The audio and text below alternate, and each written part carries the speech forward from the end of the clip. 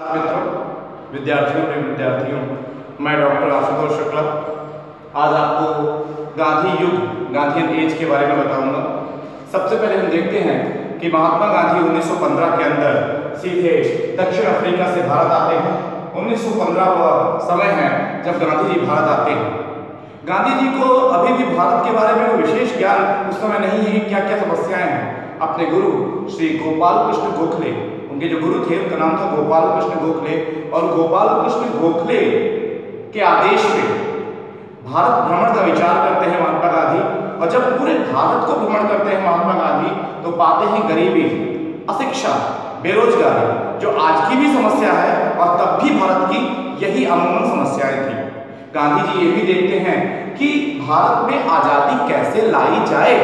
गांधी के विचार से सबसे पहले गांधी ने अपने सभी आंदोलनों के लिए एक बिहार की जगह, बिहार में है चंपारण, आप जानते हैं बिहार में चंपारण है, और चंपारण में नील की खेती करने वाले किसानों को जो बहुत ज्यादा टैक्स यानी कि कर देना पड़ रहा था, गांधी जी ने उसके खिलाफ अपना आंदोलन शुरू किया।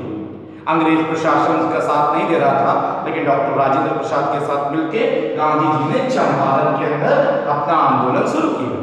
उसके बाद उसी दौरान अहमदाबाद मिल वर्कर्स, अहमदाबाद में मिल में काम करने वाले लोगों को भी गांधी जी ने सहयोग किया कि अगर आपको आपके मालिक बोनस नहीं देते हैं, प्रॉपर आपके वर्क का आपको वेजेस नहीं मिल रही हैं, तो गांधी जी ने अहमदाबाद के अंदर भी मिल वर्कर्स की सहायता की। और तीसरा आंदोलन खेड़ा के किसानों के लिए गांधी जी ने अपना एक छोटा सा सहयोग दिया कि कहीं ना कहीं खेड़ा के जो किसान हैं, मजदूर हैं, उनको भी उनकी पूरी मजदूरी मिलती रही। ये सभी गांधी के प्रारंभिक आंदोलन थे। गांधी जी ने यहाँ से भारत में आंदोलन करने का एक दिशा निर्देश प्राप्त किया, एक दिखाया कि मैं भी भारत के अंदर कुछ करके लोगों को आजादी दिला सकता हूँ। उसके बाद उसी समय शुरू हो गया प्रथम विश्व युद्ध। प्रथम विश्व युद्ध जो 1914 से 1918 के बीच में भारत नहीं पूरे विश्व में हुआ, और भारत को उसका एक भाग बनाया गया।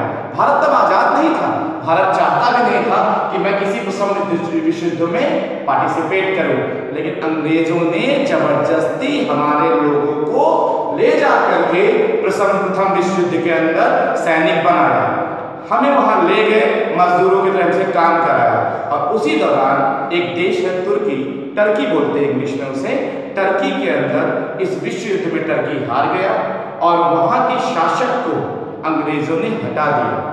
लेकिन जो वहां का शासक था वो कहीं ना कहीं पूरे विश्व के इस्लामिक धर्म गुरु था, और मुसलमानों ने, पूरे विश्व के मुसलमानों ने समझा कि हमारे ये धर्म पर हमला है।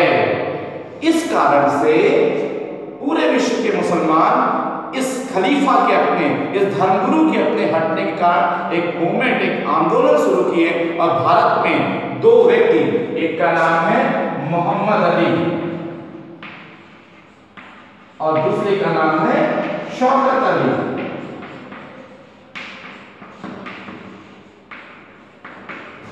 मोहम्मद अली और शौकत अली, ये जो दो भाई थे, इन लोगों ने भारत में खिलाफत मूवमेंट को शुरू किया।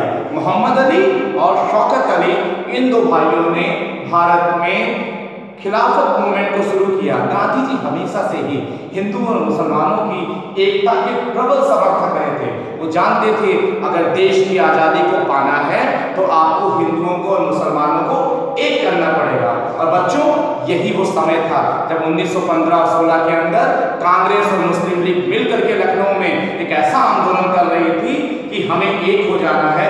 गांधी जी ने इस मूवमेंट को, इस आंदोलन को जो मोहम्मद अली और शौकत अली ने चलाया था, इसको सपोर्ट किया और कहा कि अगर देश को आजादी दिलानी है तो लगातार हमें एक होना पड़ेगा। 1921 के आसपास, इस आंदोलन के बाद 1921 के आसपास पूरे भारत के अंदर महात्मा गांधी, पूरे भारत के अंदर महात्मा गांधी एक मूवमेंट चलाना चाहते थे। उसका नाम था असहयोग आंदोलन। दो शब्द है यहाँ पे, असहयोग यानी नॉन कोऑपरेशन। हम आपको कोऑपरेट नहीं करेंगे, हमें आपसे लड़ना नहीं है, लेकिन हम आपको कोऑपरेट नहीं करेंगे। नॉन कोऑपरेशन, असहयोग आंदोलन। असहयोग आंदोलन कई जगह हुए, मैं यहाँ पे देख रहा हूँ शहरों के अंदर असहयोग आंदोलन, गांवों के अंदर असहयोग आंदोलन और आदिवासी क्षेत्र के अंदर असहयोग आंदोलन। हमें तीन चीज देखनी है। शहरों के अंदर गांधी के आह्वान करने पे सभी सरकारी कर्मचारियों ने अपनी जॉब छोड़ दी, अपनी नौकरियां छोड़ दी।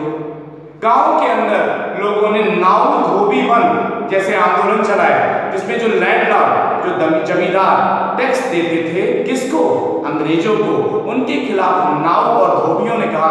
नाऊ ने बोला मैं आपके बाल नहीं काटूंगा, धोबी ने बोला मैं आपके कपड़े नहीं धुलूंगा। क्यों? क्योंकि आप अंग्रेज के गुलाम हो, आप गांव का पैसा उनको टैक्स के रूप में देते हो। शहरों के अंदर विद्यार्थियों ने विद्यालय छोड़ दिए, शहरों के अंदर वकीलों ने अपने कोर्ट रूम को छोड़ दिया, शहरों के अंदर विदेशी कपड़ों की होली जलाई गई। किस लिए? क्योंकि हम कोऑपरेट नहीं करेंगे। असहयोग आंदोलन इस तरह शहरों और गांवों में चला। आदिवासी क्षेत्रों में, मैं आंध्र प्रदेश की बात करूंगा, असहयोग आंदोलन में लोगों को लगा कि अब गांधी जी कहीं ना कहीं इन मूवमेंट्स के माध्यम से हमें आजादी दिला देंगे। आज की कक्षा में इतना ही, फिर हम मिलेंगे सिविल डिसोबीडियंस मूवमेंट से। धन्यवाद।